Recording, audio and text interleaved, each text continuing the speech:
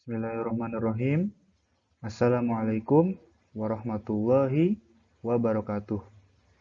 Saya Julian Surya Pratama dari kelas 12 IPS 1 ingin menjelaskan tentang ketimpangan sosial. Apa yang dimaksud dengan ketimpangan sosial? Apa saja bentuk-bentuk ketimpangan sosial? Apa saja faktor-faktor ketimpangan sosial? Dan yang terakhir, apa saja dampak-dampak dari ketimpangan sosial ini? Langsung saja kita akan eh, belajar tentang apa sih itu ketimpangan sosial. Oke, dimulai dari pengertian ketimpangan sosial. Menurut Kamus Besar Bahasa Indonesia atau KBBI, ketimpangan sosial itu adalah ketidakseimbangan, perbedaan, atau jurang pemisah yang terjadi dalam kehidupan bermasyarakat. Yang kedua, menurut ahli Budi Winarno, menurut dia, ketimpangan sosial adalah kegagalan pembangunan di era globalisasi untuk memenuhi kebutuhan fisik dan psikis warga.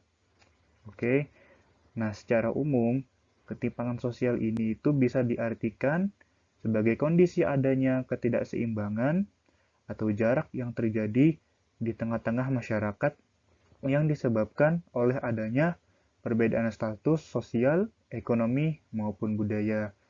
Nah, dari ketiga pengertian di atas, dapat kita simpulkan bahwa ketimpangan sosial itu adalah suatu kondisi di mana terjadi kesenjangan sosial, ekonomi, dan budaya di tengah-tengah masyarakat.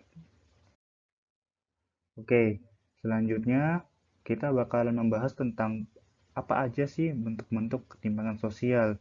Nah, menurut ahli Andrinov A. Chaniago, dia menyebutkan bahwa ada 6 bentuk ketimpangan sosial. Yang pertama itu adalah ketimpangan pengembangan diri manusia. Jadi, pada ketimpangan pengembangan diri manusia ini, biasanya itu disebabkan oleh rendahnya pendidikan seseorang yang bisa mempengaruhi pola pikir seseorang tersebut. Biasanya, orang-orang seperti ini itu mempunyai sifat yang pemalas, pesimis, dan mudah menyerah, yang mengakibatkan ia merasa enggan atau individu itu merasa enggan untuk mengembangkan dirinya agar dapat terlepas dari kondisinya saat ini. Selanjutnya adalah ketimpangan antara desa dan kota. Nah, ketimpangan antara desa dan kota ini bisa terlihat jelas dari perbedaan pembangunan infrastruktur di kedua wilayah tersebut. Seperti yang ada di gambar, dapat kita ketahui bahwa kalau kota itu biasanya memiliki infrastruktur yang lebih baik, lebih bagus dibandingkan dengan desa yang cenderung tertinggal dan masih sederhana. Selanjutnya adalah ketimpangan antar wilayah dan subwilayah. Nah, di ketimpangan antar wilayah dan subwilayah ini biasanya nih karena subwilayahnya itu memiliki akses dan fasilitas yang lebih sedikit dibandingkan wilayah. Kalau kita bandingkan dengan wilayah, dia itu punya banyak akses jalan dan juga punya banyak fasilitas sehingga dari situ dapat terlihat jelas bahwa kalau antar subwilayah dengan wilayah itu memiliki ketimpangan yang cukup signifikan. Selanjutnya adalah ketimpangan antar golongan sosial ekonomi. Nah, di sini dapat terjadi karena adanya perbedaan kelas sosial dan stratifikasi sosial. Nah, dapat kita contohnya akses kesehatan dan pendidikan antara masyarakat kelas atas dan masyarakat kelas bawah sangat berbeda. Oke, di sini biasanya masyarakat kelas atas itu diperlakukan mungkin lebih baik ya ibarat kayak fasilitasnya lebih baik, mungkin pelayanan kesehatannya itu kelas satu gitu, jadinya lebih baik, mulai dari mungkin kalau dilihat dari kamar yang ada di rumah sakit itu kayak dia punya kamar sendiri, dia punya kasur itu sendiri juga, terus juga dia punya ya ruangan itu ber-AC gitu, jadinya berasa kayak kamar di rumah sendiri. Nah, dibandingkan dengan mungkin masyarakat kelas bawah yang mungkin mereka itu mungkin terdapat dalam satu ruangan, yang satu ruangan itu kita harus berbagi dengan pasien-pasien yang lain. Jadinya mungkin terasa tidak nyaman, terus juga panas mungkin karena ya mungkin ibarat AC-nya itu kayak nggak kerasa gitu karena mungkin ruangannya sangat ramai. Nah, gitu. Selanjutnya adalah ketimpangan penyebaran aset. Nah, penyebaran aset yang tidak merata dapat terjadi karena pendistribusiannya itu cuma terpusat di perkotaan, sementara di daerah-daerah biasanya sangat tertinggal.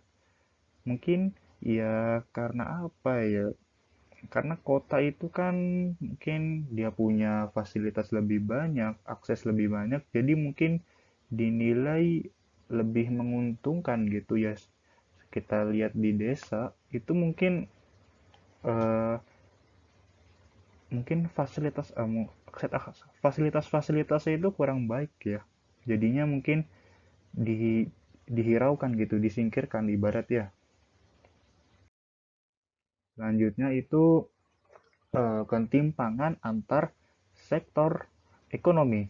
Nah, di sini kita bisa lihat dari gambar bahwa masyarakat ini butuh pekerjaan, ya kan? Nah, di sini dapat kita lihat perbedaan lapangan pekerjaan, pendapatan masyarakat, sektor budaya dan pariwisata. Bentuk ketimpangan inilah yang banyak membentuk strata masyarakat berdasarkan status sosial. Ibarat contohnya mungkin dari bos, terus mungkin bos, terus dengan petani itu sangat beda. Jadinya mungkin dari situ status sosial masyarakatnya dibedakan. Oke, sekarang kita bakalan maaf, sekarang kita bakal membahas tentang faktor penyebab ketimpangan sosial. Nah, dalam faktor penyebab ini itu terdapat dua faktor, yaitu faktor internal dan faktor eksternal. Di faktor internal itu merupakan faktor-faktor yang berasal dalam diri seseorang. Apa saja? Yang pertama ada rendahnya kualitas sumber daya manusia. Yang kedua, tingkat pendidikan atau keterampilan yang rendah. Yang ketiga, tingkat kesehatan yang rendah. Dan yang keempat, adanya hambatan budaya, semisal budaya kemiskinan. Selanjutnya, ada faktor eksternal. Faktor eksternal ini merupakan faktor-faktor yang berasal dari luar diri seseorang. Apa saja? Yang pertama, birokrasi atau kebijakan pemerintah yang membatasi akses seseorang. Yang kedua, kurangnya lapangan pekerjaan. Yang ketiga, letak geografis. Yang keempat itu kondisi demografi suatu wilayah. Nah, sekarang kita bakal membahas tentang dampak ketimpangan sosial. Ketimpangan sosial ini apakah berdampak positif aja atau negatif? Atau malah kedua-duanya? Dan ternyata dampak ketimpangan sosial ini itu bisa berdampak negatif dan positif juga bagi masyarakat luas. Apa saja? Yang pertama dari dampak negatifnya dulu ya. Yang pertama itu adalah kualitas pendidikan masyarakat yang semakin rendah, terutama buat masyarakat kelas bawah yang mereka kemungkinan tidak bisa melanjutkan pendidikannya karena berbagai macam alasan, yang mungkin salah satunya adalah keterbatasan biaya. Nah, yang kedua ini adalah tingkat kriminalitas yang semakin tinggi. Nah, ini disebabkan karena mungkin di daerah perkotaan yang biasa terjadi ya, karena di sana biaya hidupnya lebih tinggi, sedangkan kebutuhannya juga kebutuhannya juga ya tinggi juga, tapi tidak dibarengi dengan penghasilan yang tinggi juga, yang menyebabkan masyarakat-masyarakat tersebut cenderung untuk ya melakukan berbagai cara agar kebutuhannya dapat terpenuhi. Terus yang ketiga itu adalah menumbuhkan sikap diskriminasi yang ya mungkin bisa terjadi bagi masyarakat kelas atas dan masyarakat kelas bawah. Biasanya masyarakat kelas bawah ini cenderung didiskriminasi karena mungkin dari gaya berpakaian, terus bentuk tubuhnya yang mungkin dinilai kurang kurang bersih gitu. Jadinya ya masyarakat kelas atas tuh merasa enggan atau merasa ya tidak maulah berteman dengan eh, masyarakat-masyarakat kelas bawah tersebut. Terus yang terakhir ini tentunya dari ketiga dampak di atas bisa memutus tali solidaritas masyarakat. Nah, selanjutnya kita bakal ngebahas tentang dampak positifnya. Yang pertama itu terjadinya upaya memajukan daerah yang tertinggal. Ini biasanya pemerintah juga masyarakat kelas atas mungkin merasa merasa apa ya, merasa ingin membantu mereka yang masyarakat kelas bawah buat ayo kita sama-sama berkembang, jangan berhenti di situ aja gitu.